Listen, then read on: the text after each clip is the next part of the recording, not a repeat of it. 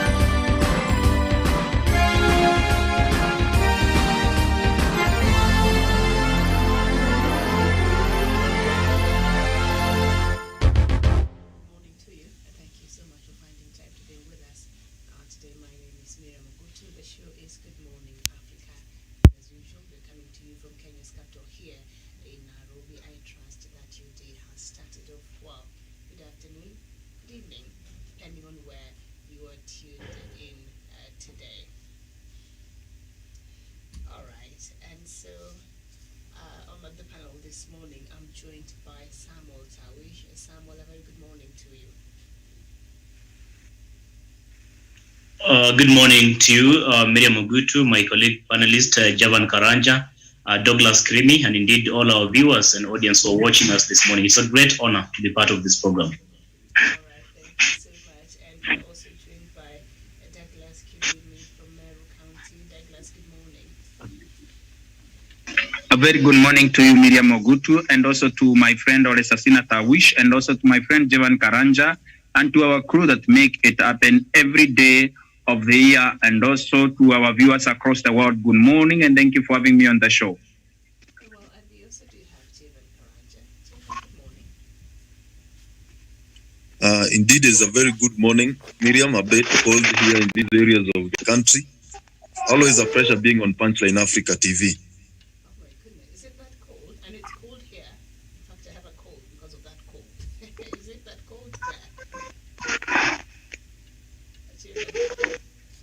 Yeah, it's that cold. Thank you so much. Bonjour, Notu, you too. I think that is hello in Italian. Thank you so much for watching, and the rest of you, wherever you're watching us from. All right, so let's just get into it. I'll go through quickly the news making headlines, and then we will we'll look at our main conversation today, which is the NASA fallout and what's really happening in the opposition coalition. And on the Daily Nation, that is the main headline: Uhuru moves to stop NASA fallout. President Kenyatta has initiated talks among wrangling National Super Alliance principals as he seeks to broker a truce in his push for a broad-based coalition that will face off with his estranged deputy William Ruto in next year's general election. And then just down there, Kiraitu Murungi, Jubilee is a horror story. And then Ruto's new strategy to beat the system. And turn yourself in, family asks fugitive officer. So that is what we see on the front page there of the Daily Nation and the Standard newspaper. Raila to NASA partners, I owe you nothing. The fate of the opposition coalition appeared sealed after former Prime Minister said there was no political party's funds to share and dismissed calls to endorse one of the partners for 2022 presidential run, saying a flag bearer would be chosen through a popular contest. And a tribute to Hilary Ngweno, who is one of the pioneering journalists in this country. And creditors go after Saiton over billions. IMF, thousands of state jobs to go in cleanup. And then South Africa's Zuma starts a jail term. Binjiwe, a cab driver missing. Okay, now the story continues getting complicated, and it is on page 24. And then will England end 55-year drought? I think they qualify. There will be, is it on Sunday, the finals? All right. The Star newspaper, the main headline: why Kenyatta is keen on an alliance with NASA chiefs. Alliance will be similar to Kibaki's NAC, which toppled KANU. Sharp rise in COVID-19 Delta cases alarms medics. We received no money from 2017 election, Raila tells NASA. So it looks like that is all what we're going to talk about this morning. And Let's just start with that headline on the Star newspaper, why Kenyatta is keen on an alliance with NASA chiefs. Before we even get into the story, Samuel Tawish, what do you think is the interest that the president has to have the opposition leaders working together? Very well, thank you so much. Thank you so much, Miriam Ogutu, for the program, and thank you everyone indeed who is tuned in to watch this program this morning. It's a very good question, Miriam. Like I told you, as we head to 2022 succession politics, there's going to unfold a lot of events towards that particular election in 2022.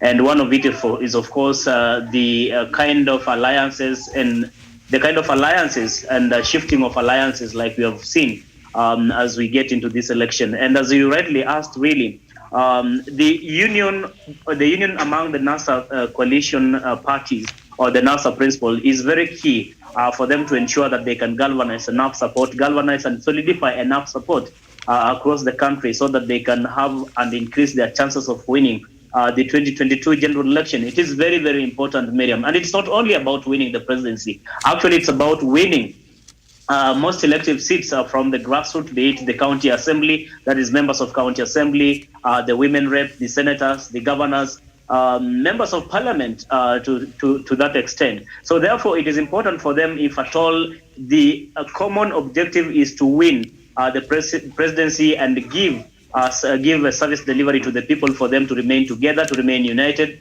That is the only way they can remain. They can actually increase their chances of winning next year's general election. Remember, Miriam, in the last general election, we had ODM leader Raila Odinga, we had ANC's Musalia Mudavadi, we had Ford Kenya, Moses Wetangula, and of course, the Chama cha Mashinani leader, the former governor for Bomet, that is Isaac Ruto. They were all together alongside Kalonzo Musyoka of Wiper, but they still could not make it actually to beat the ruling Jubilee Party. So what does it then portend if they were to go separate ways? Will they be increasing their chances of winning, or will it be a subtraction in terms of their arithmetic? So I think it is in their interest really to remain united if the ultimate objective is to win power come 2022. And like President Uhuru Kenyatta did mention, he wants the NASA principles to remain united. One, because he's very sure that through that unity, they can be in a position to win the election come next year. But more importantly, he feels these are people who have the interest of the people at heart. These are the people who can be alternative to what he has done, who can actually spearhead the agenda that he has started and continue with his legacy and the project that he's been doing. He does not want somebody who is like going to disrupt the agenda that President Uhuru Kenyatta has been undertaking for the last almost 9 years or so. So, Miriam, I think that will be the clarion call. And from the supporters, if you listen to them, they also want these leaders to remain united. Okay, thank you so much. Douglas, President Uhuru Kenyatta has been very keen on, even asking and pleading with the opposition to be united. What do you think it stands to gain with their unity? Miriam, the president is very categorical. As far as Kenya is concerned, we have known country, we have known people who continue can be standing and also standing with the people who continue marauding as leaders in this country, who have been able to continue plundering our economy. And the president himself has said that also his allies have said they cannot leave this country in the hands of bandits, economic bandits, and also thieves who continue plundering our economy in the name of leadership, Miriam. So what President Kenyatta stands to gain, number one, is the unity of the people of Kenya. Miriam, remember when the opposition and our leaders come together, our country, and also the ethnic balkanization of our own country is no longer tenable. Our people come together and they also deliver peace to the people of Kenya and ensure that their supporters remain calm and also make sure that our own country, economic progress and also political progress, social stability is maintained across the nation. The president stands to gain on his agenda of uniting the country. Remember, the president of the Republic of Kenya is a symbol of national unity. And when the president unites this country, Miriam, it beholds it beholds any imagination. Why would the president be interested in making sure that the country is united? When this country went into war in 2007 because of elections, Miriam, this is something that the president would not want to see happening again in this country. And the president has shown and said that this country, no politician is worth dying off for, and also making sure that this country is left in the safe hands of leaders who will never take this country to war because of their own selfish interest. So number 3, the president, after gaining the unity of the people, the president also makes sure that our economy is never disrupted, because Nairobi or Kenya is the gateway to the region, is gateway to Africa. Every major international investment firm, major business or corporation would want to set up shop in Nairobi as a regional office and all that. If we go into post-election violence in 2022 or beyond, when we shall have our own general election, Miriam, our country is going to have a solidified and a pacified peace process that is going to make sure that this country, Miriam, is able to be left in safe hands. And number 4, Miriam, the President of the Republic of Kenya will be able to achieve his own agenda, people that care about his legacy, a government that is going to make sure that they continue his Big Four agenda, and also make sure that they continue making sure they help the President of the Republic of Kenya continue his agenda, because a government has to build on the previous achievement of a previous government. Miriam, the President of the Republic of Kenya is going to gain majorly by making sure that his achievement, someone has built on his own achievement, just the way he built on the achievement of President Kibaki, and also President Kibaki built on the successes of President Moi. Moi built on successes of President Kenyatta. Any sane president, any good or well-meaning president would want to leave a country in the hands of our people, or even a group of leaders that you would trust to take his legacy to the next level. Miriam, we have seen people who have dismembered and destroyed the legacy of President Uhuru Kenyatta, but they have been creating legacy and also development infrastructural projects and all that when it is convenient to do so. Miriam, we need to ask our question this morning. Are those people who have chosen to destroy and dismember the President of the Republic of Kenya, a legacy in this country, have they not democratically chosen to do so? Again, is the President of the Republic of Kenya not empowered to democratically choose on who builds on his legacy and who is supposed to become president in the next dispensation? Miriam, I submit. All right.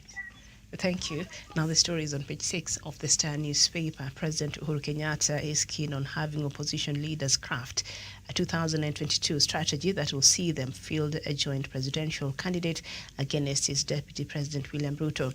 There are growing fears within the president's camp that Ruto might get a field day in next year's polls if his opponents fail to unite and face him as a common enemy. Is that what there's all to it, Javan Karanja?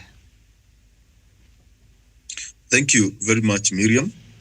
And, as we head to 2022 general election, we see a lot of these dynamics and shifts and a lot of political inclinations being formed so that maybe they can galvanize support on their side.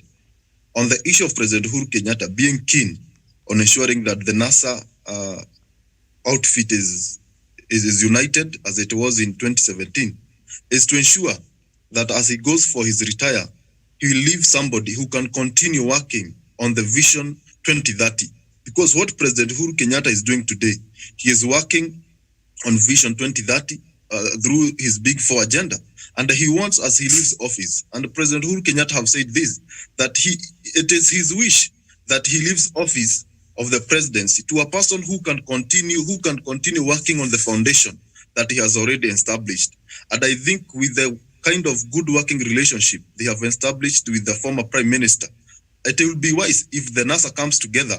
And you remember, Miriam, the last time he was visited by leaders from Ukambani, he urged Kalonzo Musyoka and the rest of leaders to unite so that maybe he can have a hand on the presidential candidacy as we head to 2022.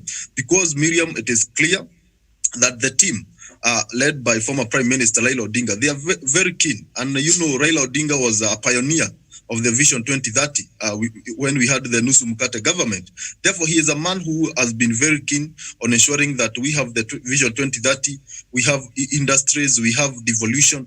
Therefore, Miriam, if President Uhuru Kenyatta feels that is a team that can continue ensuring that we achieve and realize Vision 2030, Miriam, I don't see any problem.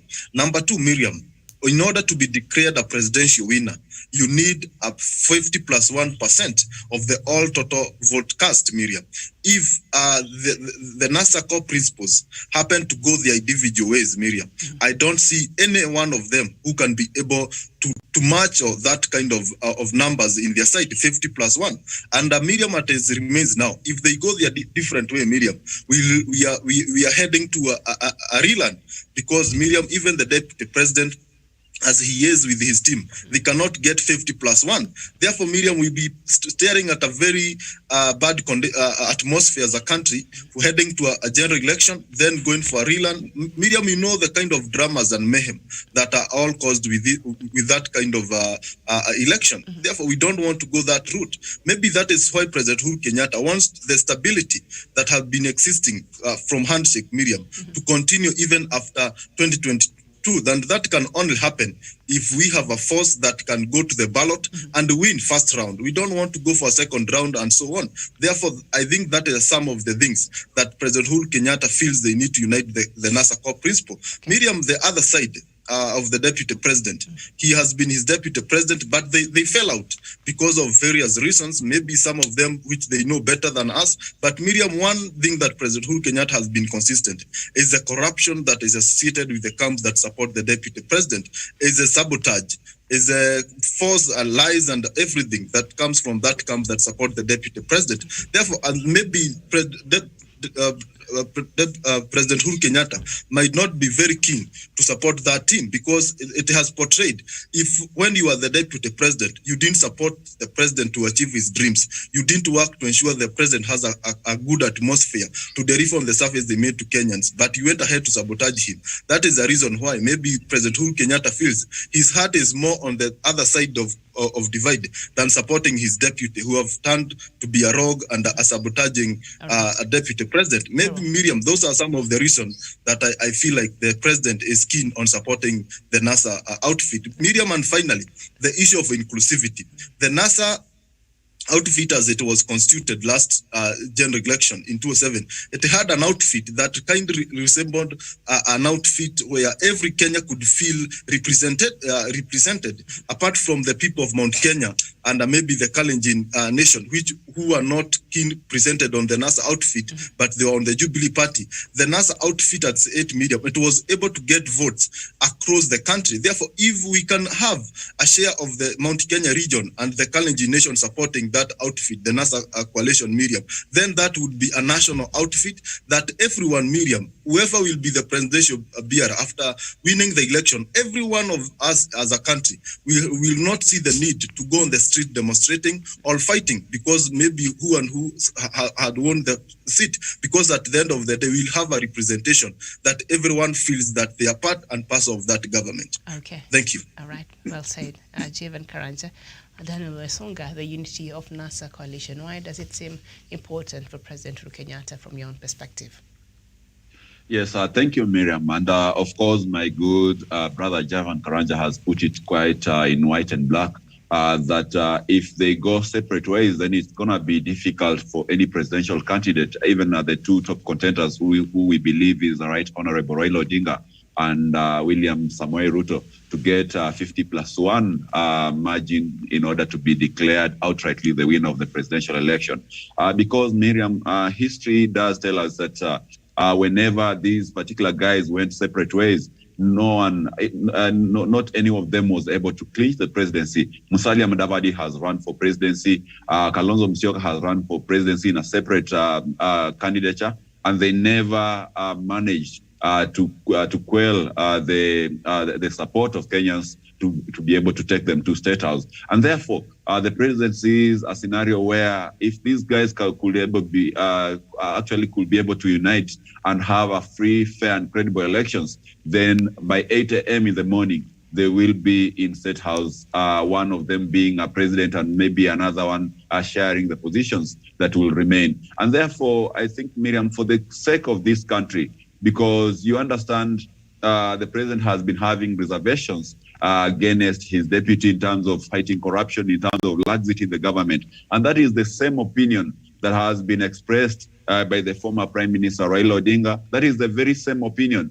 that has been expressed by Stephen Kalonzo Musyoka, as well as Wycliffe Musalia Mudavadi. And therefore, my clarion call to them will be, if you do understand that you are facing someone who you deem to be quite corrupt, and if he's given a chance to be the president of this country, then the country will go to the dogs. Then they have to put aside their political differences and focus for the interests of the people of Kenya. And therefore, they should unite and ensure that they have a very formidable force that will be able to make sure that one of them actually takes the mantle after President Uhuru Kenyatta, so that we are able to continue with the good work, the good legacy that the president has already laid foundation for through the Big Four agenda and the infrastructural development across the country. So that is my take, Miriam. And I believe if they could unite either behind Wycliffe Musalia Mudavadi or Raila Odinga or Kalonzo Musyoka, then that will be the candidate to beat in the coming election. William Ruto will not be able to even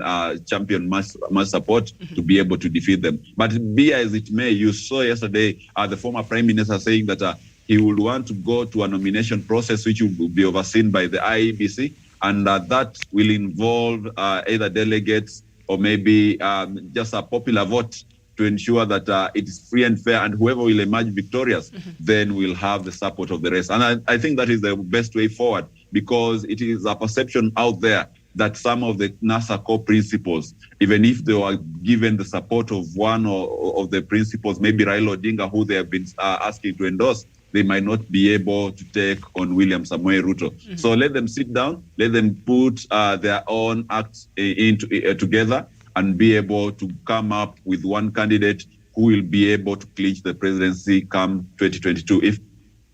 All right. Very well. It seems to have suffered a bit of a technical hitch there. They either unite and clinch the presidency, or they divide and perish together as fools. So that is my take, Miriam. I submit. Thank you. Daniel Wesonga, nice to have you today. We've not had you here for a while. I hope that you've been well. All right, we turn our attention to page 7 of the Star newspaper. We got no cash from 2017 polls. Raila tells NASA chiefs. ODM leader Raila Odinga has told off his partners in the National Super Alliance over their claim for a share of the funding for political parties. ODM has been accused of bullying its partners Wiper, ANC and Ford Kenya in their efforts to get a share of millions of shillings. Raila, however, said NASA was not a political party to be given the funds as a unit, adding that the alliance engagements end at Parliament, after which each party has to deal with its own issues. The former Prime Minister said the parties have no justification to claim the cash since the 2017 presidential election was nullified. Raila said since NASA did not take part in a repeat election, ODM has received nothing from the presidential vote. There is no penny ODM has got from the government, from the presidential vote, so there is nothing to divide, he said during an interview with Radio Citizen. The former Prime Minister said the money the party gets is in respect of the proportionate number of ODM lawmakers in Parliament. His assertions stand to deal a blow to Wipers Kalonzo Musyoka, ANC's Musalia Mudavadi, and Ford Kenya's Moses Wetangula in their claim to the party's cash. And Raila continues to tell them there is no money for NASA, that ODM has refused to divide. The money ODM is receiving is for the sake of the MPs it has, just like what is given to Jubilee. Because I think the last time it was me and Tawish who were having this conversation, and when Tawish, we learned that, was it Moses Wetangula who disclosed that they were already in court to challenge and to demand for their share of this money that NASA was being given. But now Raila is revealing that NASA was not a party, it was a coalition, so every party receives the money according to its numbers or something like that. So even as we look at NASA's unity with these such wrangles, are they likely to overcome these hurdles? Thank you once more, Miriam. And I think this is a discussion that we've been having for quite some time, Miriam, regarding the sharing of these political parties' fund. But I think it is unfortunate when you have people who are astute lawyers, the likes of Moses Masika Wetangula, the likes of Stephen Kalonzo Musyoka, and others in this NASA formation who understand the law very clearly. And in this regard, I think Raila Odinga has come out and made it very apparent, and I think it's everyone's everyone's now ability to look out and see exactly the hypocrisy that has been and the propaganda that has been peddled by the NASA affiliate parties by virtue of saying that ODM has denied them these funds which are due to them. Miriam, I think when you listen to that assertion by Raila Odinga, he was very categorical that it is very different from what the perspective and agreement that NASA coalition had in terms when they were getting into elections in 2017, because again they were supposed to share these funds by virtue of the presidential votes that Raila Odinga or the NASA coalition would have gotten. But again, the Attorney General and the Registrar of Political Parties actually in court dismissed that assertion, saying that the 2017 general election, first of all, was actually annulled by the Supreme Court in itself. Therefore, it became null and void, and it was not consequential in terms of getting the political party funds. And the NASA coalition as well did not participate in the second second presidential election. So in itself, whatever kind of money ODM has got as we speak today was in respect to the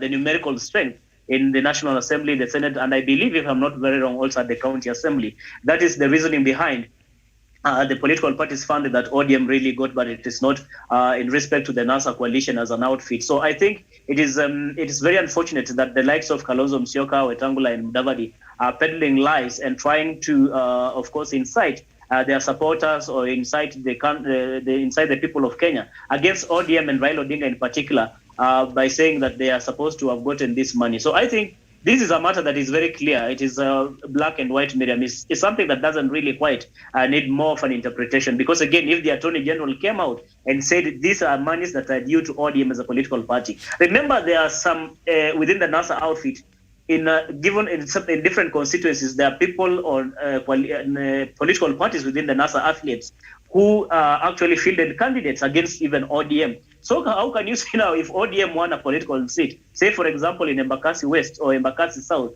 or anywhere where Wiper or ANC or Ford Kenya actually fielded a candidate in that particular region, then they want to get a share of the political party's funds by virtue of the numerical strength that a political party, or as ODM in this case, that got in that particular constituency. So I think it is a bit hypocritical, Miriam, and this leaders should now wake up to the reality and concentrate on the bigger picture. It should not be more of getting these funds. In fact, there's a time ODM came out and said, if they are to give anything to the NASA affiliate parties, then it will just be out of a goodwill gesture, not necessarily an obligation, because again, that is what the law dictates. They've gotten and received this money by virtue of their elected members on an ODM ticket and not necessarily as affiliate or NASA coalition. Miriam, I submit. Very well, thank you. Now, Raila also during that interview said he has not refused to hold talks with Wiper, Ford Kenya and ANC, saying he only asked that they weigh options and see who can win. We will join hands with whoever can win. It must not be Raila. I have not declared I'm vying. I have said we are ready to support others. What matters is that someone can deliver the vote, the former PM said, but in a strong hint that he's not out of the equation. Raila denied ever saying he had only one bullet. I have never said I have only one bullet. In fact, I have a full magazine. In other words, don't cut me out. I will be there. Douglas Kirimi. Miriam, these people who are in NASA, I have now given them a new term. These are employees for and behalf of Raila Odinga. They cannot do anything outside Raila Odinga, Miriam. These can only work when Raila is breathing, Miriam, politically. If Raila is not breathing politically, these people cannot talk, Miriam. We cannot have a people whose agenda and the plan is to threaten the people of Kenya. I'm running for president only to quell their backs by the Raila Odinga. Miriam, these people have built their political ambitions on quicksand, and also the ambitions of the Right Honorable Prime Minister Raila Odinga, whose ambitions and the aspirations they cling on and also hang by this back. And Miriam, we need to be very true to ourselves. We need to be very true to everything that is politics of Kenya, especially when the three NASA principles are mentioned. Kalonzo Musyoka, Moses Masika Wetangula, the senator for Bungoma, and also the former vice president of the Republic of Kenya, Wycliffe Musalia Mudavadi. Miriam, when you look at these people, are people who cannot exist behind or beyond or even in Raila Odinga. They can only hang around him. They can only hope that Raila Odinga is going to bless them with a political bone that they can be able to chew to the next election, Miriam. We cannot have a bunch of politicians in this country that continue threatening the people of Kenya, that they are running for office, that they have to do what it takes to be president of the Republic of Kenya, which is not happening. Miriam. In this country, we have three people who continue threatening the people of Kenya they are going to run for office. And Raila was not born to endorse anyone to become president of the Republic of Kenya. Raila was not help you become anything in politics. They need to go out like real men that they are. Go and fight it out there themselves, Miriam. They need to go out and make sure they win president or any position that they want minus Raila Odinga. They can't keep him in their tanks every day. We need to be able to go out there and campaign. If they are real men, they can be able to marshal a proper presidential campaign and win, Miriam. Thank you. All right. Thank you so much, Javan Karanja. Remember last time during the last elections, there was that narrative about the one bullet. Raila has dismissed, that narrative, and he said, in fact, he has a full magazine, and so don't count him out yet. And he's saying he's not looking to be endorsed by President Uhuru Kenyatta, but perhaps he's asking for the president to vote for him. That's all he wants. Javan Karanja, will this not scuttle his coalition partners who had thought the one bullet was done in 2017? Thank you very much, Miriam. And Raila Amolo Odinga has been this political terrain for a quite period of time. He has experienced, and anyone who thought that Raila Amolo Odinga had one bullet, he should understand that was just the politics of that of the moment, because Raila Odinga is a man who have camouflaged, and a man who, when you expect him to diminish or to disappear from the political scenes, he comes out refurbished, he comes out a new person, he comes out with new energy, Miriam. When he lost in 2017, everyone thought that was the end of Raila Amolo Odinga. Soon did we know that there was something cooking, and he came out with the handshake, that now he has reformed himself, he has sanitized himself, he has come out as a new person and with a lot of energy. Therefore, I agree with Raila Amolo Odinga that he has many bullets, and he is a man who can change depending on the political waves. And Miriam, Raila Odinga has also had said in 2002, he said Kibaki Tosha, and he had declared that he will be on the ballot. Therefore, Raila Amolo Odinga, he has a history of saying that Fulani is Tosha, and I will not be surprised, Miriam, if he says Musalia Tosha or Kalonzo Musyoka Tosha, because he have said it in the past. But Miriam, when you look at the people who want to be supported by Raila Amolo Odinga, the Kalonzo Musyoka, Musalia Mudavadi, Wetangula, these guys have not come out of their convert zones. They have not come out of their political cocoons and went ahead to go around the country to sell their manifesto or to portray that they have the power to take the NASA coalition to State House. They need to wake up. They don't need to keep lamenting that they need the support from former Prime Minister. They need to prove that really they can be supported to go to State House without so much a struggle and a strain. Therefore, they need to wake up and move out of their comfort zones and come out, Miriam. It's not about endorsing anyone. It's about endorsing the right person. When Raila endorsed Kibaki in 2002, Kibaki had the support of Ngilu. He had support of many other national figures in this country. And that is how he was able to get the votes with a landslide, and he was able to outweigh the president now, President Uhuru Kenyatta. Therefore, they should wake up from their slumber and realize that politics is not about endorsement. It's about endorsing the person who have the capacity and the capability to propel the flag to State House. Number two, you have asked about Raila Amolo Odinga saying that he doesn't need endorsement from Uhuru Kenyatta, but what he needs is President Uhuru Kenyatta vote. Miriam, that is what every politician is looking for. But the others who are looking for endorsement, Raila Amolo Odinga, Miriam, has been this politics. In 2007, he was there without the endorsement of President Uhuru Kenyatta. In 2013, he was there and he got good votes without the endorsement of President Uhuru Kenyatta. In 2017, Miriam, without the endorsement of Uhuru Kenyatta, Raila Odinga was still the man to watch. Therefore, even without the endorsement of President Uhuru Kenyatta, in 2022, Raila Odinga will still be there. The only thing that President Uhuru Kenyatta can do for Raila Odinga is to guarantee that he will vote for him and maybe campaign for Mama Margaret Kenyatta, the first lady, maybe to vote also for Raila Odinga. That is what the president can do. But Miriam, the only mistake maybe President Uhuru Kenyatta can make is to go out to it in broad daylight and declare that he will endorse Raila Odinga, Miriam. That to me will be like stabbing the former prime minister on the back.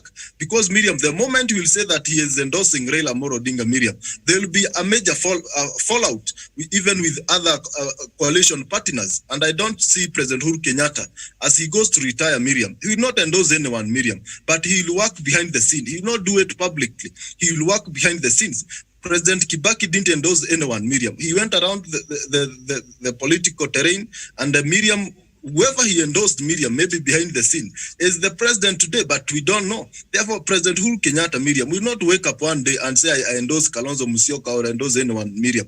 But Miriam, what President Uhuru Kenyatta is doing is to give assurance, is to give a fairness, Miriam, is to ensure that as we go for 2022 general election, is guaranteeing Kenyans that there will be peace, there will be free and fair elections, and whoever the Kenyans want to lead them, Miriam, will be declared the winner. That is what President Uhuru Kenyatta is determined to do. And if that person is Raila Odinga, I don't see why he should not be declared the president. If Kenyans decide, Miriam, they don't want Raila Odinga, they want Musalia Mudavadi if he'll be on the ballot, then that will be the case. President Uhuru Kenyatta is not there to determine who will be the president, but he is there trying to consolidate the NASA coalition so that they can have easy time, they can have a soft landing as they seek the presidency. Because, Miriam, if they fail to do that, it will be hard, Miriam. If Kalonzo, Mudavadi, Raila, and the other partners goes their different ways, Miriam, it will be hard even to get 40% of the total vote cast. Therefore, the aim of President Uhuru Kenyatta, and Raila has said it clearly, is not about endorsing them. It's about also him, also giving his vote to the NASA coalition. And Miriam, I think President Uhuru Kenyatta is determined, and we have seen where his heart is. His heart is for someone who can continue working on the foundation that he has already established. Therefore, Miriam, also for me as a Kenyan, Miriam, I will not wake up and endorse former Prime Minister or Mudavadi, but I can give, the only thing that I can give to them or to the presidential candidate of my choice is my vote. That is enough for them. They don't want anything much than that. Thank you. All right, thank you so much. And we were looking at how the Star had covered that story, why Kenyatta is keen on an alliance with NASA chiefs. Now let's turn our attention to the Standard and see how they've captured this NASA story. And the main headline still on that: Raila to NASA partners, I owe you nothing. The fate of opposition coalition appeared sealed after former Prime Minister said there was no political party's funds to share and dismissed calls to endorse one of the partners for 2022 presidential run, saying a flag bearer will be chosen through a popular contest. Daniel Besonga, your reaction to that headline? Yes, thank you, Miriam. And of course, just like my good brother Javan Karanja said, no one should be expecting an endorsement from any quarters, be it President Uhuru Kenyatta or Raila Odinga. And those who understand the political journey of Raila Odinga, they will always tell you that he's a self-made man. He's a man, despite coming from the home of the first vice president of this republic, he's never lived under the shadow of his father. Remember when he was running for MP Langata, he never sought Jaramogi Oginga Odinga's blessings. That by then was Kibra, sorry. He never sought Jaramogi Oginga Odinga's blessings. And later on, when NDP, his party joined KANU, and they fell out with Moi, Raila Odinga resigned and shed away any perception that he might be popular just because he associated with the ruling party. And therefore, he ran on his own party and won the by-election. And apart from Raila Odinga, I don't know if there's any other politician in Kenya who has ever taken such a bold step. And therefore, he's not known for seeking maybe endorsement from any quarters. And as he was yesterday, he said that all he needs from President Uhuru Kenyatta is his vote. and to ensure that the elections are free and fair. Because as a politician, of course, of high intuition, he understands perhaps that in a free and fair contest in 2022, he'll be able to beat his contenders, his arch rivals, free and fair in that particular contest. And therefore, when I turn back and look at the NASA core principles, they should not just sit there and expect anything to come out of heaven like manna. They should work. They should prove that if Raila Odinga or Uhuru Kenyatta is going to give them the much needed support, not necessarily through an endorsement, but just showing the goodwill to support them, they should also have a block that is behind them in terms of vote basket. But when you look at it, Miriam, even if Raila says that he's not to give them any money from the NASA coalition benefits from the political parties, from the political parties body, when you look at the numbers, how many numbers do Wiper have in parliament? How many do they have in terms of even elected senators? How many do they have in terms of elected governors? In fact, some of these core principles, their parties only have numbers in their regional tribal backgrounds. When you see a party like Ford Kenya, it barely has like 3 MPs, and all those MPs are not outside Bungoma County where Moses Wetangula comes from. When you look at ANC, it's only a popular party in Vihiga County and maybe parts of Kakamega. When you look at Wiper, it is only popular in Ukambani and maybe some few parts of Nairobi. So those are parties which do not have maybe a national outlook like ODM. So in all these, ODM takes the lion's share in terms of numbers, in number of elected governors, elected senators, elected MCAs, and elected MPs. So that is why perhaps ODM has the bragging right. If ODM has to give money to any of these principles, then it will be expressly out of goodwill, but not any compulsion or maybe under any obligation. So they should be able to humble before Raila Odinga and the ODM party, and be able to maybe look at other amicable ways of having this money maybe dispersed to them, because they do not have the bragging right. They do not have the numbers. And that is the same thing that comes to play when they are seeking for endorsement, whether from President Uhuru Kenyatta or the former Prime Minister. Right. They have to prove themselves, Miriam. Bottom line, I submit. Thank you. Samuel Tawish, I know Raila is saying he's not sitting waiting to be endorsed by anybody, but other NASA coalition partners, they're saying we endorsed you and we also supported you, and we've done that for the last few election periods in this country. So perhaps it's about time you returned a hand and supported one of us from the other side of the coalition. Are they right in feeling that way?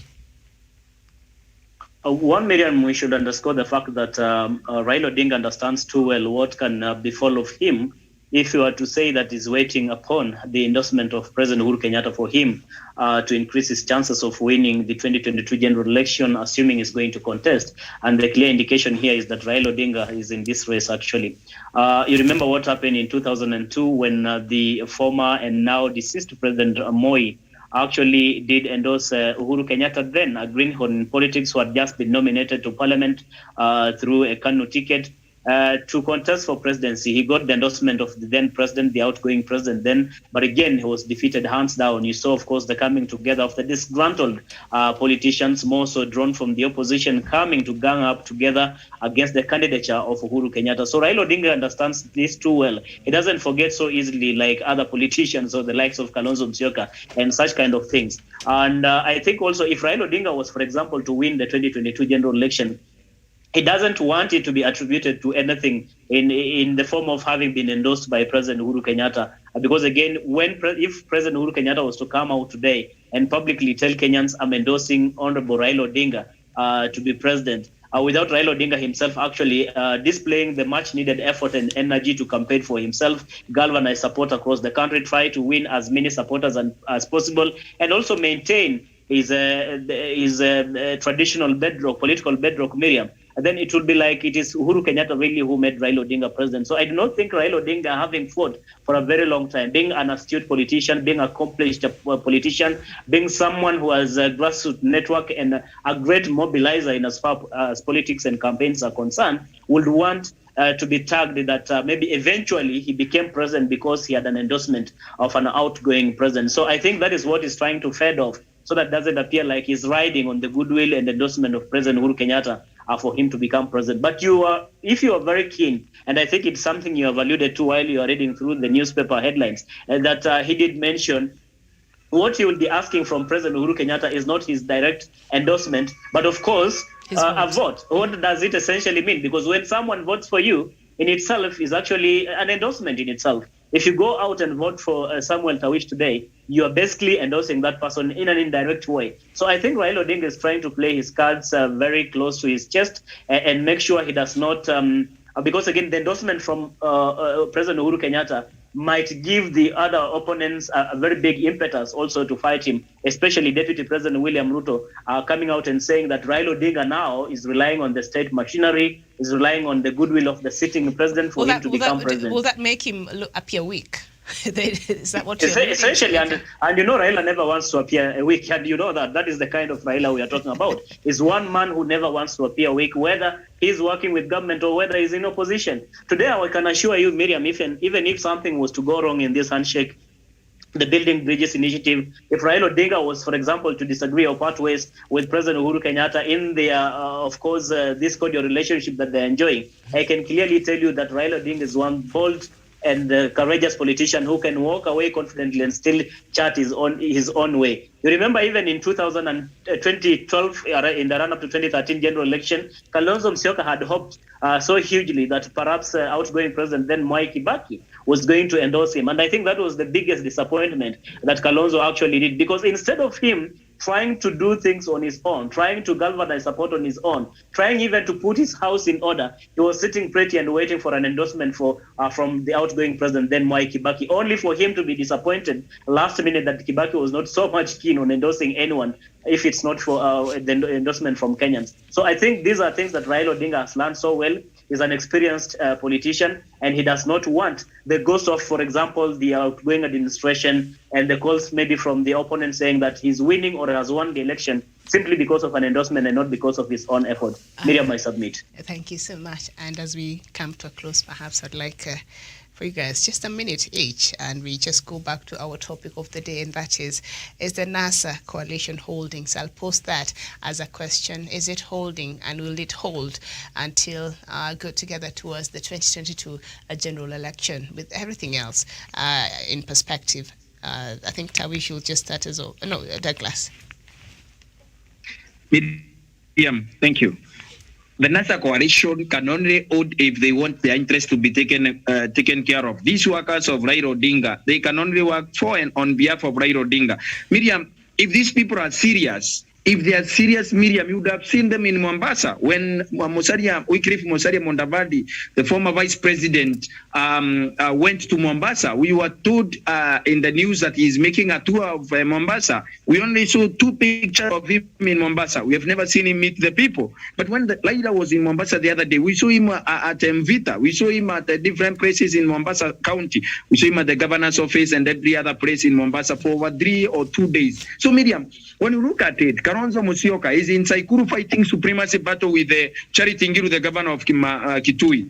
He's in a supremacy battle with the Makwenika Kibwana and Elina Mwau, the deputy governor, and also Machakos governor, Dr. Alfred Mutua. This is the same person, this is same people who want to run for president. Kama mtu anataka kiti ya urais, Miriam, aende atafute kura yake. These people are not running for president, they are just threatening the people of Kenya to run for president of the Republic of Kenya. Miriam, these people are jokers, these people are not anywhere, and they are only banking on Raila's goodwill and political aspirations and goodwill to be president in this country. Without Raila, they are nothing. Thank you. Did you just call them Raila's workers? Wait, Douglas. Javan Karanja. Miriam, the NASA coalition can still be revived because at the end of the day, every politician is looking for his interest. And Miriam, I can assure you, as we go to 2022, Kalonzo Musyoka have said it clearly, and I think, and I hope he will remain consistent, because we know him for shifting goals every time and then, that he will not support the deputy president. Musalia Mudavadi is still pushing for the economics, how he better the economy, but he is not doing it quite vibrantly. Therefore, these guys, Miriam, they are political survival. If they don't want to remain in the political code for the next 10 years, Miriam, they need to go and reorganize themselves and look very clearly on where they want to be in the next 10 years. Because if they happen to go their different way, Miriam, they will be beaten to submission. If they happen to remain to go and support other camp, Miriam, they will not see the light of the day. Gideon Moi has already decamped. He has declared he will support former Prime Minister Raila Odinga. President Uhuru Kenyatta is guaranteeing them that if they come together, they will support them. Who will they blame, Miriam, if they don't become whoever they aspire to be in this country, with all that kind of support knocking at their door, Miriam? This is an opportunity for the NASA coalition to join hands. They have never been close to power like now, because they have all what they take, Miriam. If you have listened to the brother to Raila Amolo Odinga, Oburu Odinga, he has said that they had numbers, but what they have lacked is a political goodwill, or the so-called the political systems that that galvanize maybe the final support to ensure that you get the 50+1. Therefore, with all that on their side, maybe if we can say in quotes the system, the numbers and everything, Miriam, I don't see why Kalonzo Musyoka and Musalia Mudavadi could be struggling to remain relevant in their regional areas.